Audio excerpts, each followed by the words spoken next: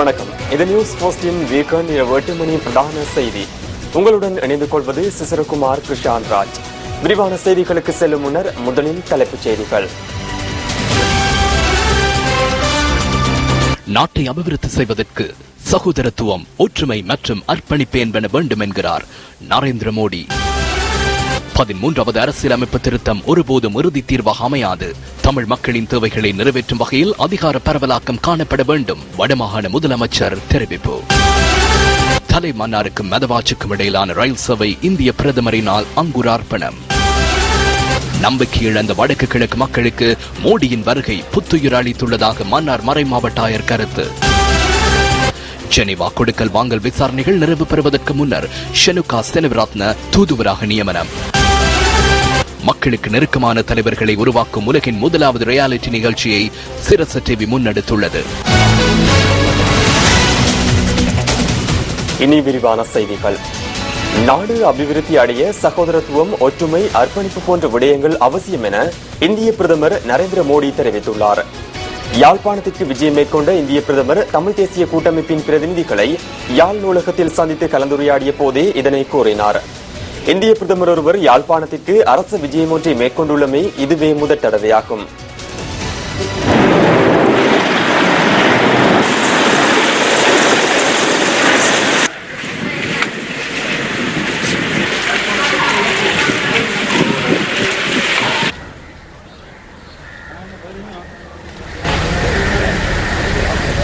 இந்த சந்திப்பில் வடமாகாண முதலமைச்சர் சி.வி. விக்னேஸ்வரன், வடமாகாண அமைச்சர்கள் மற்றும் வடமாகாண சபை உறுப்பினர்கள் உள்ளிட்ட பலர் கலந்து கொண்டனர்.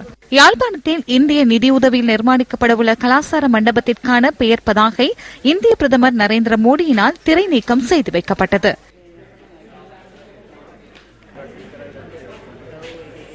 श्रीलंका के और भारत के संबंध विशिष्ट प्रकार के हैं. हम सिर्फ पड़ोसी हैं ऐसा नहीं है. हम सांस्कृतिक रूप से एक दूसरे से जुड़े हुए लोग हैं. பாரதம் வெறும் பௌதிக வள உறவுகளில் மட்டுமன்றி கலாசார அனைத்து நடவடிக்கைகளிலும் இணைந்துள்ளோம் என்பது யாவரும் அறிந்ததே. யாழ்ப்பாண மக்கள் பல துயரங்களுக்குள்ளாகியுள்ளார்கள். அவர்கள் இன்னும் கலாசார நடவடிக்கைகளுடனே வாழ்கின்றார்கள். இந்த யாழ்ப்பாணத்திலே உலகத்தில் மிக சிறந்ததாக கருதப்பட்ட நூலகமும் மற்றும் கலை கலாசாரம் மிக்க மக்களும் சாசன சான்றுகளை கொண்ட 1,00,000க்கும் மேற்பட்ட புத்தகங்களும் காணப்படுவது அறிந்ததே. அவை அனைத்தும் ஒரு பொறி நெருப்பால் எரிக்கப்பட்டது. யாழ்ப்பாணத்தில் கலாசார நிலையத்தை கட்டுவதற்கான அடிக்கல் நாட்டும் விழாவிற்கு வருகை தந்ததையிட்டு என்று நான் மிகவும் மகிழ்ச்சி அடைகிறேன். இந்த கலாசார நிலையத்தை நிர்மாணிக்கும் பொறுப்பை இந்திய அரசாங்கம் ஏற்றுள்ளது. அதனை குறிக்கப்பட்ட நேரத்தில் முடித்து தருவோம் என்று நான் உறுதி கூறுகிறேன். இன்று நான் இங்கு வருவதற்கு முன்னர் தலைமன்னாரில் புகையிரத நிலையத்தை திறந்து வைத்துவிட்டு வந்துள்ளேன். தலைமன்னார் புகையிரதமானது இந்த பகுதியில் மட்டுமல்ல, சகல துறைகளிலான தேவைகளையும் அபிவிருத்தி செய்யும் என்று நான் நம்புகிறேன். எனது சொந்த அனுபவத்தில் ஒரு நாட்டை அபிவிருத்தி செய்ய வேண்டும் என்றால் அதற்கு சகோதரத்துவம், ஒற்றுமை, சொந்த அர்ப்பணிப்பு வேண்டும் என்பதை கூறிக்கொள்கிறேன். இலங்கையில் சகல அனைத்து அபிவிருத்தி நடவடிக்கைகளிலும் இந்தியா செயற்படும் என்பதை நான் உறுதிப்படுத்துகிறேன். மீண்டும் நான் உங்களுடன் இணைந்திருப்பேன் என்பதையும் தெரிவித்துக் கொள்கிறேன். இந்த நிகழ்வுக்கு வருகை தந்ததையிட்டு நான் மிக்க மனம் உவர்ந்த நன்றிகளை தெரிவித்துக் கொள்கிறேன். इसको हम निभाते रहेंगे. मैं फिर एक बार आप सबका बहुत-बहुत धन्यवाद करता हूं. वणक्कम. தமிழ் மக்களின் தேவைகளை நிறைவேற்றும் வகையில் அதிகார பரவலாக்கம் காணப்பட வேண்டும் என வடமாகாண முதலமைச்சர் தெரிவித்துள்ளார். அத்துடன் 13வது அரசியலமைப்பு திருத்தம் ஒருபோதும் இறுதி தீர்வாக அமையாது எனவும் முதலமைச்சர் சி.வி. விக்னேஸ்வரன் தெரிவித்துள்ளார். 13வது அரசியலமைப்பு திருத்தம் ஒருபோதும் இறுதி தீர்வாக அமையாது. தற்போதைய 13வது அரசியலமைப்பு திருத்தத்தின் கட்டமைப்பு மற்றும் இலங்கையில் காணப்படும் அரசியலமைப்பு ஆகியன 1972 ஆண்டின் முதலாவது அரசியலமைப்பிலிருந்து நாட்டின் வடக்கு கிழக்கில் உள்ள தமிழ் மக்களின் பங்களிப்பு மற்றும் இணக்கப்பாடு ஆகியவற்றினை அனுமதிக்கவில்லை. இலங்கையின் வடக்கு கிழக்கில் வாழும் தமிழ் மக்களின் தேவைகள் மற்றும் எதிர்பார்ப்புகளை நிறைவேற்றும் வகையில் அதிகார பரவலாக்கம் காணப்பட வேண்டும். உங்களது நிர்வாகம் தலைமையிலான இந்திய அரசாங்கத்தின் நிலைப்பாடுகள் இந்த பாதைக்கான சிறந்த முன்னுதாரணங்கள் என நாம் கருதுகிறோம். 13வது அரசியலமைப்பு திருத்தம் வடக்கு கிழக்கிற்கு அதிகார பரவலாக்கத்தை உரிய முறையில் வழங்கவில்லை. எமது பிரச்சனைகளுக்கு தீர்வு வழங்குவதற்கு சாதகமான நடவடிக்கைகள் எடுக்கப்படும் என நம்புகிறோம். தற்போதைய நிர்வாக கட்டமைப்பின் ஒரு தரப்பு மத்திய அரசாங்கத்தின் வழிகாட்டலிலும் மற்றையது மாகாண வழிகாட்டலின் கீழும் செயற்படும் வகையில் காணப்படுகிறது. உங்களது நிர்வாகத்தின் கீழ் அரசியல் நெருக்கடிகளுக்கு நிரந்தர தீர்வு கண்டு சமாதானத்தை உருவாக்கி எமது மக்களுக்கு ஸ்திரத்தன்மையை உருவாக்க முடியும் என நம்புகிறேன். இந்திய இலங்கை இருதரப்பு உறவுகளை மேம்படுத்தும் வகையில் இந்திய பிரதமர் நரேந்திர மோடி இன்றைய தினம் யாழ்ப்பாணத்திற்கு விஜயம் மேற்கொண்டார். அந்த வகையில் யாழ்ப்பாணத்திற்கு விஜயம் மேற்கொண்ட முதலாவது இந்திய பிரதமர் என்ற பெருமை நரேந்திர மோடியை சாருகின்றது. யாழ் இந்திய கலாசார மத்திய நிலையத்தின் நிர்மாண பணிகளையும் இந்திய பிரதமர் இன்று ஆரம்பித்து வைத்தார். நியூஸ் ஃபர்ஸ்ட் செய்திகளுக்காக யாழ்ப்பாணத்திலிருந்து நாகலிங்கம் ஜெகநாத் கண்ணா. Let us all applaud and welcome President of India.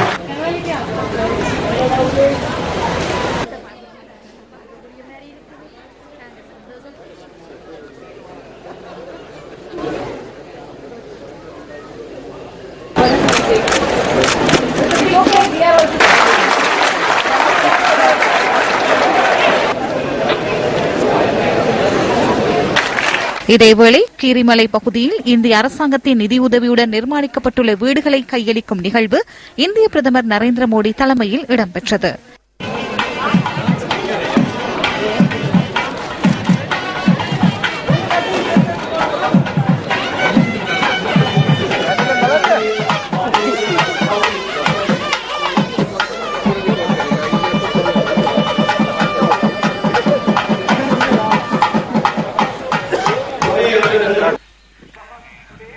பஞ்ச ஈச்சரங்களில் ஒன்றாக கருதப்படும் நகலேஸ்வரம் ஆலயத்திற்கு சென்றிருந்த இந்திய பிரதமர் மோடி விசேட பூஜை வழிபாடுகளிலும் கலந்து கொண்டார்.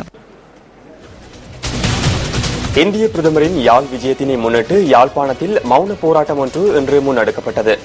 இந்த மௌன போராட்டம் யாழ் பஸ் நிலையத்தில் இன்று காலை இடம்பெற்றது. காணாமற் போனோர் மற்றும் அரசியல் கைதிகளின் உறவுகள், மீனவர் அமைப்புகள் மற்றும் மீள்குடியேற்ற அமைப்புகள் ஆகியவை இந்த மௌன போராட்டத்தில் கலந்து கொண்டன. காணாமற் போனவர்களை தேடித் தருமாறும், சிறைகளில் வாடும் அரசியல் கைதிகளை விடுவிக்க கோரியும், இந்திய மீனவர்கள் அத்துமீறி மீன்பிடியில் ஈடுபடுகின்றமையை கண்டித்தும், சொந்த இடங்களில் மக்களை மீள்குடியேற்றுதல் போன்ற கோரிக்கைகளை முன்வைத்தும் மௌன போராட்டம் முன்னெடுக்கப்பட்டது. யாழ் பஸ் நிலையத்தில் ஆரம்பமாகிய மௌன போராட்டம் இந்திய துணை தூதரகம் வரை நடைபவனியாக சென்றது. கணவரும் 8 வருஷம் இனம் தெரியாதவரால் கடத்தப்பட்டு நான் எனது 2 பிள்ளைகளுடன் நிலையத்திலே எந்தவித வாழ்வாதார உதவியுமின்றி எனது தாயாரின் உதவியோடு வாழ்ந்து கொண்டிருக்கிறோம். இலங்கை அரசாங்கத்தினுடைய ஜனாதிபதி இந்தியாவுக்கு சென்றதனால் அதற்கு பிரதி உபகாரமாக இங்கே வந்து செல்லாமல் மக்களுடைய பிரச்சனைகள், விசேஷமாக வடக்கு மக்களுடைய பிரச்சனைகளுக்கு நிரந்தரமான ஒரு தீர்வை வழங்க வேண்டும் என கேட்டு நிற்கின்றோம். அதற்காக இலங்கை அரசாங்கத்துக்கு அழுத்தம் கொடுக்க வேண்டும். இந்திய துணை தூதுவர் இன்மையால் இந்திய துணை தூதரக அதிகாரியிடம் மகஜர் கையளிக்கப்பட்டதாக எமது செய்தியாளர் குறிப்பிட்டார்.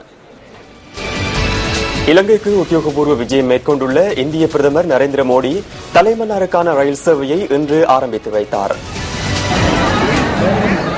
தலைமன்னார் துறையிலிருந்து மடுவிற்கான ரயில் சேவையை இந்திய பிரதமர் நரேந்திர மோடி ஆரம்பித்து வைத்தார். இந்த நிகழ்வில் மன்னார் மறைமாவட்ட ஆயர் ராயப்பு ஜோசப் உட்பட அரசியல் பிரமுகர்கள் பலரும் கலந்து கொண்டிருந்தனர்.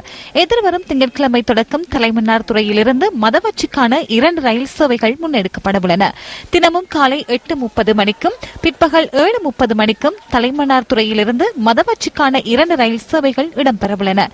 149.7 மில்லியன் அமெரிக்க டாலர்கள் நிதி ஒதுக்கீட்டில் மடுவிலிருந்து தலைமன்னருக்கான சுமார் 63 கிலோமீட்டர் ரயில் பாதையும் 6 புகையிரத நிலையங்களும் நிர்மாணிக்கப்பட்டுள்ளன.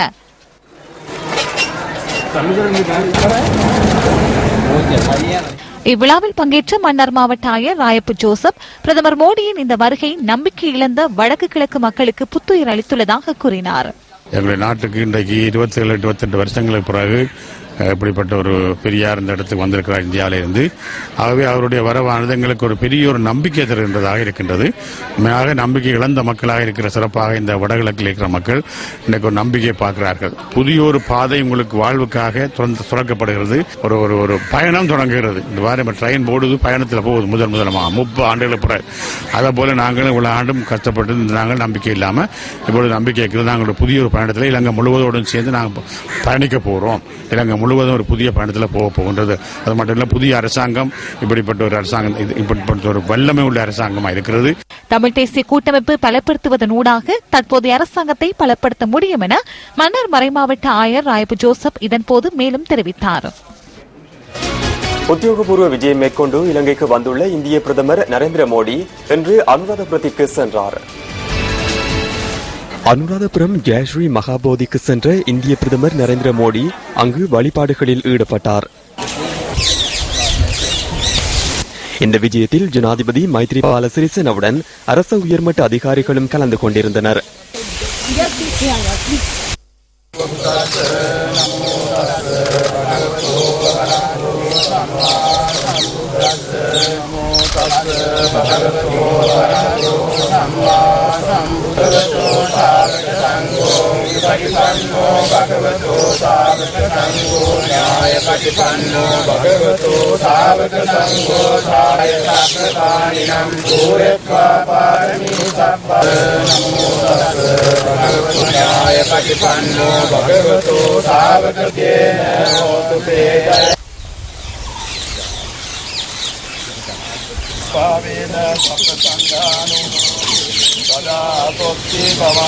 இதன் பின்னர் ரோன்வெலி சாயவிற்கும் விஜயம் செய்த இந்திய பிரதமர் அங்கும் வழிபாடுகளில் கலந்து கொண்டார். ரோன்வெலி சாயவிற்கு வழிபாடுகளுக்காக சென்ற அரசு தலைவர்களுக்கு ரோன்வெலி சாய விகாராதிபதி பல்லேகம ஹேமரத்ன தேரரால் ஆசி வழங்கப்பட்டது.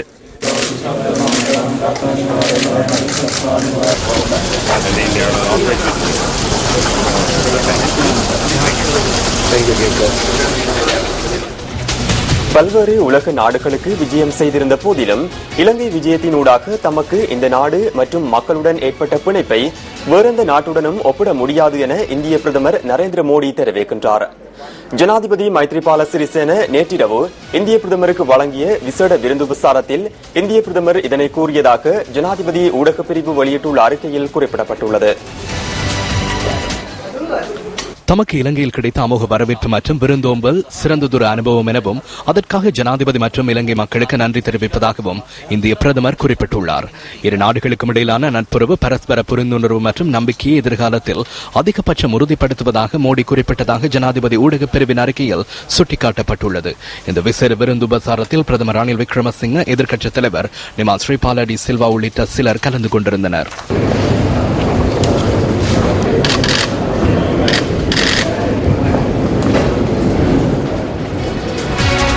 இந்திய உயர்ஸ்தானிகரின் உத்தியோகபூர்வ வாசஸ்தலத்தில் இடம்பெறும் ராபோசனத்தின் பின்னர் பிரதமர் நரேந்திர மோடி இந்திய விமானப்படைக்கு சொந்தமான விமானத்தில் நாடு திரும்ப உள்ளார்.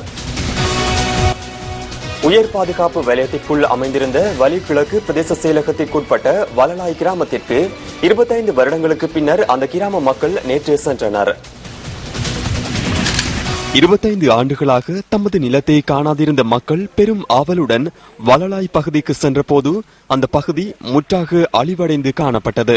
வீடுகள், ஆலயங்கள், கட்டடங்கள் எதுவும் தெரியாமல் அழிவடைந்து அந்த பகுதியே பாலடைந்த திறந்த வழியாக காணப்பட்டதாக அந்த பகுதி மக்கள் தெரிவித்தனர். நாங்கள் மிக மிக சந்தோஷம். இந்த வீடுகள் எல்லாம் எல்லாம் முடிஞ்சு கிடக்கு. ஒரு சில வீடுகள் உருவா கிடக்கும். ஆனா கூடுதலாக ஒரு வீடும் இல்லை. வீடு எங்கட பலாலி அம்மன் கோயில், பெரிய கோயில், அவரத்தெல்லாம் எங்க வீடு வீடு வாசல் எல்லாம் விட்டு வந்து எல்லாம் தெரிகிறோம். நாங்கள் கண்டுபிடிக்க கிடக்கு. இந்த 10 செடிகள் மற்ற கட்டங்கள் எல்லாம் விடுபட்டிருக்கு. அதில் கட்டங்கள் இடங்களை சரியாக குறிப்பிட்டு பிடிக்கலாம் கிடக்குங்களால். தமிழ் தேசிய கூட்டமைப்பின் வடமாகாண சபை உறுப்பினர் கே சர்வேஸ்வரனும் இதில் கலந்து கொண்டார்.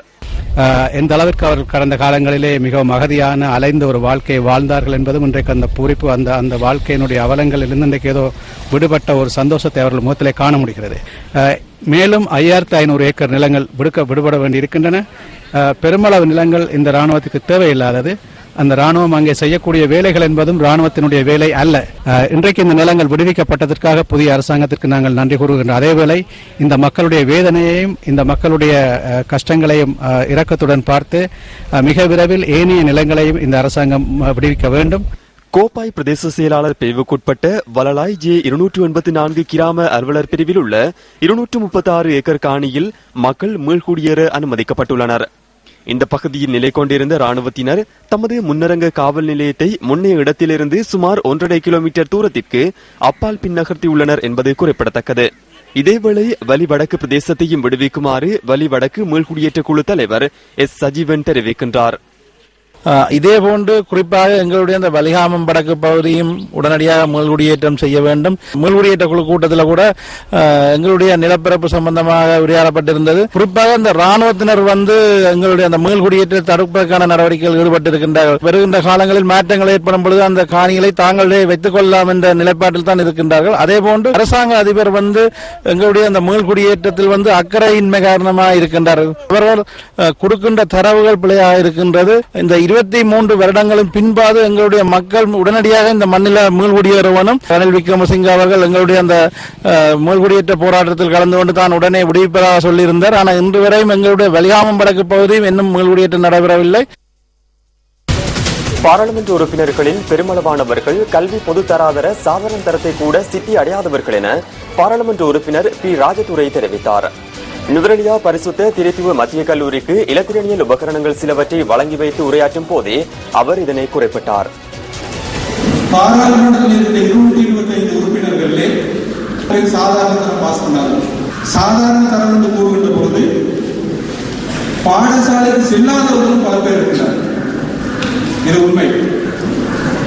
உயர்தரம் பாஸ் பண்ணவில்லை என்றால் பாராளுமன்றம் என்பது ஒரு நாட்டிற்கு தேவையான சட்டங்களை உருவாக்குகின்ற இடம். எனவே சட்டங்களை உருவாக்குகின்ற இடத்திலே அந்த துறை சார்ந்த நிபுணர்கள் நிச்சயமாக இருக்க வேண்டும்.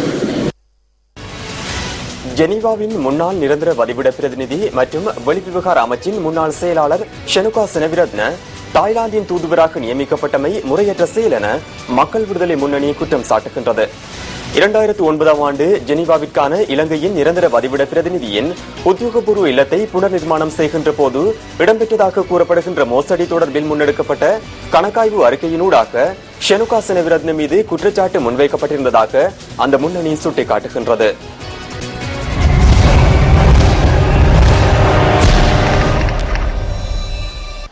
பல்வேறு சர்ச்சைகளை ஏற்படுத்திய ஜெனீவாவில் உள்ள இலங்கை நிரந்தர வதிவிட பிரதிநிதியின் உத்தியோகபூர்வ இல்ல புனரமைப்பு நடவடிக்கைகளில் மோசடி இடம்பெற்றமை குறித்து ஷனுகா செனவிரத்னவிற்கு பின்னர் அவருடைய பதவிக்கு நியமிக்கப்பட்ட தமார குணநாயகத்தினால் தகவல் வெளியிடப்பட்டிருந்தது. ஜெனீவாவில் உள்ள இலங்கையின் நிரந்தர வதிவிட பிரதிநிதியின் உத்தியோகபூர்வ இல்லம் புனரமைக்கப்பட்டது குறித்து கணக்காய்வு விசாரணைகளை நடாத்துமாறு தமார குணநாயகத்தினால் அப்போதைய நிதி அமைச்சின் செயலாளர் பி ஜெயசுந்தரவிடம் வேண்டுகோள் விடுக்கப்பட்டிருந்தது. இதன்படி உரிய விலைமனு கோரலின்றி தமிழீழ விடுதலை புலிகளுக்கு ஆதரவு வழங்கிய நிறுவனத்திற்கு இந்த புனரமைப்பு பணிகளை மேற்கொள்வதற்கான பொறுப்பு வழங்கப்பட்டிருந்ததாக கணக்காய்வு விசாரணை அறிக்கையின் மூலம் தெரியவந்திருந்தது. எவ்வாறாயினும் ஜெனீவாவில் உள்ள இலங்கையின் நிரந்தர வதிவிட பிரதிநிதியின் உத்தியோகபூர்வ இல்லத்தை புனரமைப்பதற்காக தமிழீழ விடுதலை புலிகளுக்கு ஆதரவான நிறுவனம் ஒன்றுக்கு அனுமதி வழங்கப்பட்டமை இந்த விடயம் குறித்து ஷனுகா செனவிரத்ன அறியாமையே என பிரதி வெளிவிவகார அமைச்சர் சட்டத்தரணி அஜித் பி பெரேரா தெரிவிக்கின்றார். திணைக்கள ரீதியில் இதுவரை விசாரணைகள் நிறைவு பெறாத நிலையில் அவரால் அறியாது இழைக்கப்பட்ட ஒரு விடயம் தவறாக எவ்வாறு மாற்றமடையும் என பிரதி வெளிவிவகார அமைச்சர் சட்டத்தரணி அஜித் பி பெரேரா கேள்வி எழுப்புகின்றார். எவ்வாறாயினும் இந்த புனரமைப்பு பணிகளை முன்னெடுத்த நபர் தமிழீழ விடுதலை புலிகளுடன் தொடர்பு வைத்திருந்த நபர் என பிரதி வெளிவிவகார அமைச்சர் சட்டத்தரணி அஜித் பி பெரேரா மேலும் கூறினார். இந்த நிலையில் ஜெனீவாவில் உள்ள இலங்கை நிரந்தர வதிவிட பிரதிநிதியின் உத்தியோகபூர்வ இல்லத்தின் புனரமைப்பு பணிகளை முன்னெடுத்த நபர் தமிழீழ விடுதலை புலிகளுடன் தொடர்புடையவர் என்பது குறித்து எவ்வித தகவல்களும் கிடையாது என அப்போதைய வெளிவிவகார அமைச்சர் GL பீரிஸ் அறிக்கை ஒன்றின் மூலம் சுட்டிக்காட்டியிருந்தார்.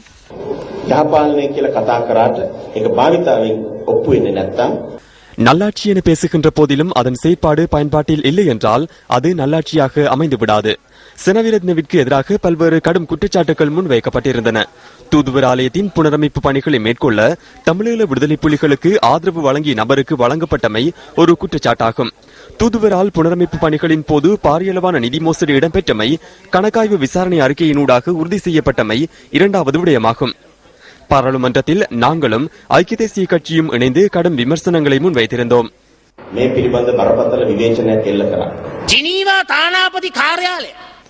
ஜெனீவா தூதுவர் ஆலயத்தின் புனரமைப்பு பணிகளுக்கான ஒப்பந்தத்தை LTTE ஒருவருக்கு வழங்கியமை தேச துரோகமா தேசப்பற்றா? யார் அந்த ஒப்பந்தத்தை வழங்கியது? யார் அந்த கொடுக்கல் வாங்கலை அனுமதித்தது? அதற்காக நிதி ஒதுக்கியது யார்? ஒழுக்காற்று அறிக்கை எங்கே? பாராளுமன்றத்தில் அதனை சமர்ப்பிக்காதது ஏன்? அதனை மறைத்து வைத்துள்ளது யார்? 2 வருடங்கள் கடந்துள்ளன. இதற்கு பொறுப்பு கூறுவது யார்?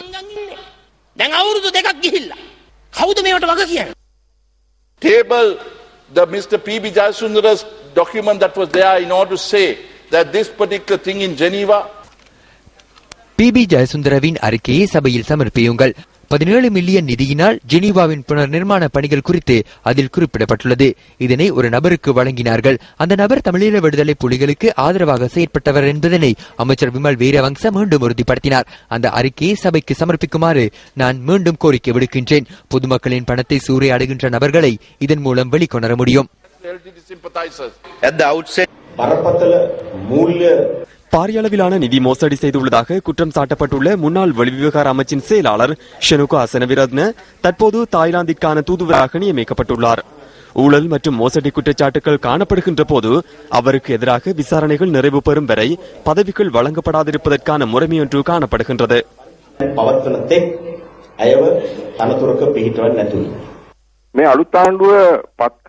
இலங்கை சமூகத்திற்குள் ஏதோ ஒரு சம்பவம் ஒன்று இருந்தமையினாலேயே புதிய அரசாங்கம் ஸ்தாபிக்கப்பட்டுள்ளது. ஜெனீவாவிற்கான இலங்கையின் நிரந்தர வதிவிட பிரதிநிதியின் உத்தியோகபூர்வ இல்லத்தின் புனரமைப்பு பணிகளில் காணப்பட்ட நடைமுறை மற்றும் அந்த நபர் குறித்து காணப்பட்ட பிரச்சினை ஆகியன அதில் உள்ளடங்குகின்றன.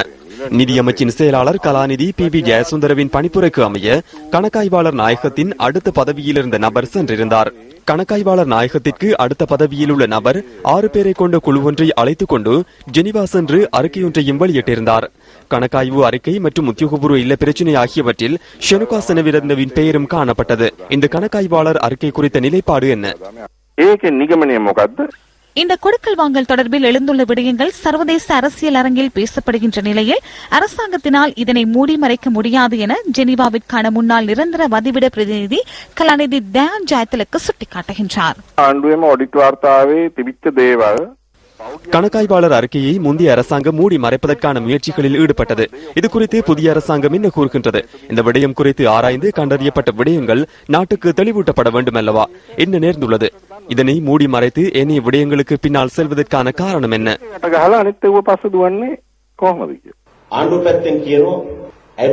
அவர் குறித்து குற்றச்சாட்டுகள் இதுவரை நிரூபிக்கப்படவில்லை என அரசாங்க தரப்பினர் குறிப்பிடுகின்றனர். விசாரணைகள் நிறைவு பெறவில்லை. இது தவறான விடயமாகும். எதிர்க்கட்சியாக இருக்கின்ற சந்தர்ப்பத்தில் அவருக்கு எதிராக ஐக்கிய தேசிய கட்சியின் உறுப்பினர்கள் குரல் எழுப்பிய போதிலும் தற்போது அவர் தூதுவராக நியமிக்கப்பட்டுள்ளமை பாரிய குற்றமாகும். இவ்வாறான நடவடிக்கைகளின் ஊடாக நல்லாட்சிக்கு இடையூறு ஏற்படக்கூடும். நல்லாட்சி சீர்குலைந்துவிடும். நல்லாட்சிக்கு பாதிப்பை ஏற்படுத்துவது வெளியில் உள்ள நபர்கள் அல்ல, உள்ளே உள்ள நபர்களே அதற்கான பாதிப்பை ஏற்படுத்துகின்றனர்.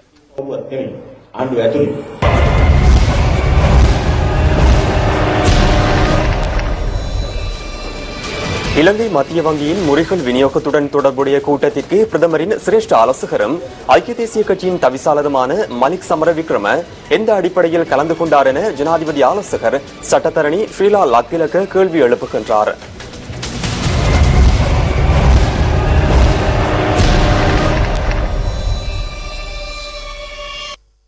நெடுஞ்சாலை நிர்மாண பணிகளை முன்னெடுப்பதற்காக மேலும் 15 பில்லியன் ரூபாய் நிதி தேவைப்படுவதாக கடந்த பிப்ரவரி மாதம் 26ஆம் தேதி நிதியமைச்சர் பெருந்தெருக்கள் முதலீட்டு ஊக்குவிப்பு மற்றும் உயர்கல்வி அமைச்சர் திரைசேரி செயலாளர் மற்றும் மத்திய வங்கி ஆளுநர் ஆகியோரின் பங்கு பெற்றுதலுடன் இடம்பெற்ற கூட்டத்தில் தீர்மானிக்கப்பட்டிருந்ததாக கொள்கை அமலாக்க மற்றும் பொருளாதார அபிவிருத்தி அமைச்சினால் கடந்த சில தினங்களுக்கு முன்னர் வெளியிடப்பட்ட அறிக்கையில் குறிப்பிடப்பட்டிருந்தது. பிப்ரவரி மாதம் 26ஆம் தேதி இடம்பெற்ற கூட்டத்தில் கலந்து கொண்டிருந்ததாக ஐக்கிய தேசிய கட்சியின் தவிசாளர் மலிக் சமரவிக்ரம நியூஸ் ஃபர்ஸ்டுக்கு என்று குறிப்பிட்டார்.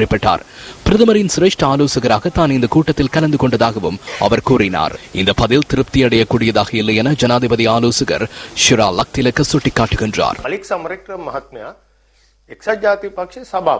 ஐக்கிய தேசிய கட்சியின் தவிசாளரை மலிக் சமரவிக்ரம அது அரசியல் கட்சி ஒன்றின் பதவியாகும். மத்திய வங்கி என கூறப்படுவது இலங்கை அரசாங்கத்தின் உயர்மட்டத்தில் நிதி நிலைமைகள் குறித்து தீர்மானங்களை எடுக்கின்ற ஓர் இடமாகும். தீர்மானங்களை எடுப்பதற்காக மத்திய வங்கியின் ஆளுநர் தேவை ஏற்படின் அரசாங்கத்தில் உள்ள அமைச்சர்கள் இந்த கூட்டத்தில் பங்கேற்க முடியும். மத்திய வங்கியின் ஆளுநர் அமைச்சர்கள் பங்கு பெற்றும் கூட்டத்தில் மலிக் சமரவிக்ரம பங்கேற்பார் என்றால் அது பரஸ்பர தன்மை ஏற்படுத்தும். மலிக் சமரவிக்ரம என்பவர் அரசியல் கட்சியொன்றின் தவிசாளர் மாத்திரமல்ல, அவர் ஒரு வர்த்தகர் ஆவார். வர்த்தகர்கள் குறித்து கடந்த அரசாங்கத்தின் காலத்தில் பல்வேறு கதைகள் பேசப்பட்டன. இந்த கூட்டத்திற்கு என்ன காரணத்தின் அடிப்படையில் அவர் பங்கேற்றார் என்பது குறித்து நாம் கேள்வி எழுப்புகிறோம். அது குறித்து நாம் திருப்தி அடையவில்லை. பிரதமரிடம் மலிக் சமரவிக்ரம எவ்விதமான பதவிகளை வகித்தாலும் நிதி தீர்மானங்களை எடுக்கும் கூட்டத்தில் பங்கேற்றமை தவறான விடயமாகும். இந்த விடயம் குறித்து ஆழமாக சிந்தித்து ஒரு தீர்மானத்துக்கு வருமாறு நாம் மலிக் சமரவிக்ரமவிடம் மிக தாழ்மையுடன் கேட்டுக்கொள்கின்றோம்.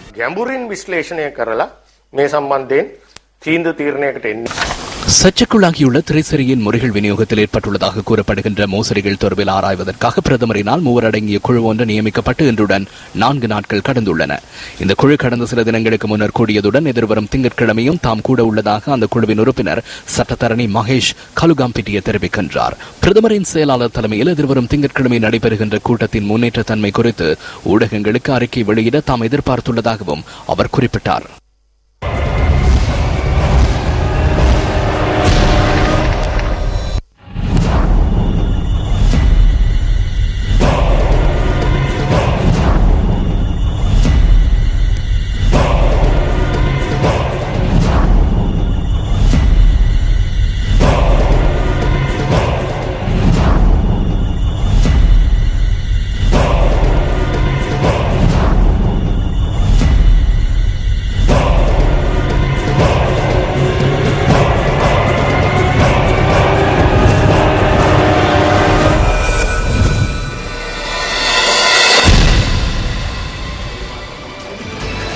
பொதுமக்களின் பணத்தை சூறையாடிய அரசியல்வாதிகளின் ஆவணங்களுடன் எதிர்வரும் திங்கட்கிழமை ஜனாதிபதியை சந்திப்பதற்கு மக்கள் விடுதலை முன்னணி தயாராகின்றது. பொலநறுவையில் இடம்பெற்ற பொதுக்கூட்டம் ஒன்றிலேயே மக்கள் விடுதலை முன்னணியின் தலைவர் அனுரகுமார திசாநாயக்க இதனை கூறினார். எதற்காக இம்முறை அரசாங்கம் கவிழ்க்கப்பட்டது? ஜனநாயக சுதந்திரம் ஊழல் மோசடிகளுக்கான தண்டனையாகவே கடந்த அரசாங்கம் கவிழ்க்கப்பட்டது. அதிகாரத்தை கைப்பற்றி 2 நாட்களில் பசில் நாட்டை விட்டு வெளியேறினார். நாட்டை விட்டு தப்பியது மாத்திரமல்ல, ஊழல் மோசடிகள் வீண் விரயம் ஆகியவற்றுக்கு தண்டனை வழங்கப்படவில்லை என்ற சந்தேகம் எழுந்துள்ளது. அரசியல்வாதிகளின் குழு ஒன்றே இன்று அரசாங்கமாக இருக்கிறது. இந்த ஊழலுடன் தொடர்புடையவர்களை பாதுகாப்பதற்காக அதிகாரிகள் குழு ஒன்று இருக்கிறது. நாம் முன்வைத்த முறைப்பாடுகள் குறித்து கலந்துரையாடல்களை நடத்துவதற்காக திங்கட்கிழமை வருமாறு ஜனாதிபதி மைத்ரிபால சிறிசேன அழைப்பு விடுத்துள்ளார். வருகின்றோம். எனினும் ஆதாரத்துடன் நாம் அனைத்து ஆவணங்களையும் எடுத்து வருவோம். பல ஃபைல்கள் இருக்கின்றன, உண்மையான தகவல்களும் இருக்கின்றன, சொத்துக்களை சேகரித்த விதம் குறித்த தகவல்கள் இருக்கின்றன. ஊழலுடன் தொடர்புடையவர்களுக்கு தண்டனை வழங்கப்படும் என்ற நம்பிக்கை மக்கள் மத்தியில் இருக்கிறது. மக்களுக்கு நெருக்கமான தலைவர்களை உருவாக்கும் உலகின் முதலாவது ரியாலிட்டி நிகழ்ச்சியை நமது சகோதர ஊடக வலையமைப்பான சிரச டிவி முன்னெடுத்துள்ளது. ஜன அசுன என இந்த நிகழ்ச்சி பெயரிடப்பட்டுள்ளது. இலங்கை ரசிகர்களுக்கு ரியாலிட்டி நிகழ்ச்சிகளை அறிமுகப்படுத்திய சிரச டிவி இம்முறை மக்களின் மனதிற்கு நெருக்கமான தலைவர்களை உருவாக்கும் பொறுப்பை ஏற்றுள்ளது. ராத்மலான ஸ்டைன் கலையகத்தில் இன்று அதற்கான நடவடிக்கைகள் முன்னெடுக்கப்பட்டன. மக்களுக்கிடையே தலைவர் ஒருவரை உருவாக்கும் ரியாலிட்டி நிகழ்ச்சியில் இணைவதற்காக விண்ணப்பித்தவர்களில் ஆயிரக்கணக்கானவர்கள் தமது கனவினை நிறைவேற்றுவதற்காக இன்று வருகை தந்திருந்தனர். போட்டியாளர்களின் பதிவு மற்றும் நோக்கம் தொடர்பில் தெளிவூட்டுவதே ஆரம்ப நிகழ்வின் குறிக்கோளாக அமைந்தது. ஜனதாவற்ற அவஸ்தாவல் சம்பாதனை කරලා දෙනවා. மக்களின் பலத்துடன் முன்னோக்கி செல்லும் சந்தர்ப்பத்தை நாம் மக்களுக்கு வழங்க உள்ளோம். அந்த நிகழ்ச்சிக்கு பாரிய நடவடிக்கை ஒன்றை இங்கு முன்னெடுக்கின்றோம். இவ்வாறான நிகழ்ச்சி உலகில் எங்கும் இடம்பெறவில்லை என்பதனை நினைவில் கொள்ளுங்கள். அதனால் இது பாரிய விடயமாகும். உங்களால் அர்ப்பணிப்பு செய்ய முடியும் எனின் எங்களுடன் முன்னோக்கி செல்ல முடியும். කාලය තියෙනවා නම් අපිත් එක්ක මේ වැඩසටහනේ ඉස්සරහට යන්න පුළුවන්. ඉතා වැදගත් වැඩක්, ලොකු පුළුල් වැඩක්. இது பாரியதொரு திட்டமாகும், தேசிய பொறுப்பாகும். சர்வதேச ரீதியில் பரவலடையக்கூடிய நாடுகள் மற்றும் சமூகங்களை எடுத்துக்காட்டாக கொள்ள வேண்டும். ஏனைய கட்சிகளில் உள்ளவர்கள் இருப்பது சிறந்ததொன்று அல்ல என நான் எண்ணுகின்றேன். அதனால் அரசியலில் ஈடுபடுபவர்கள் தமது கட்சியில் உள்ளவர்களை கொலை செய்ய அவர்களை தாக்க வேண்டாம் எனவும், அத்துடன் ஏனைய கட்சியில் உள்ளவர்களையும் கொலை செய்யவும் தாக்கவும் வேண்டாம் என நான் வேண்டுகோள் விடுக்கின்றேன். சிறந்த சமூகம் ஒன்றை அமைப்பதற்கான அடிப்படை ஏற்படுத்துவதே ஊடகவியலாளரின் உண்மையான நோக்கமாகும். ஊடகவியலாளர் மற்றும் உண்மையான அரசியல்வாதிகளின் நோக்கங்கள் சமமானவை என நான் நம்புகிறேன். சிறந்த சமூகம் ஒன்றை, சிறந்த நாடொன்றை அமைப்பதே அவர்கள் இருவரினதும் நோக்கமாக அமைய வேண்டும். பயங்கரவாத குற்றச்சாட்டின் கீழ் கைது செய்யப்பட்ட மாலத்தீவின் முன்னாள் ஜனாதிபதி முகமது நஷீதுக்கு அந்நாட்டு குற்றவியல் நீதிமன்றம் 13 வருட சிறை தண்டனை விதித்துள்ளது. இது தொடர்பான மேலதிக தகவல்களை நியூஸ் போஸ்டின் அடுத்த பிரதான செய்தியில் எதிர்பாருங்கள். இனி விளையாட்டுச் செய்தி.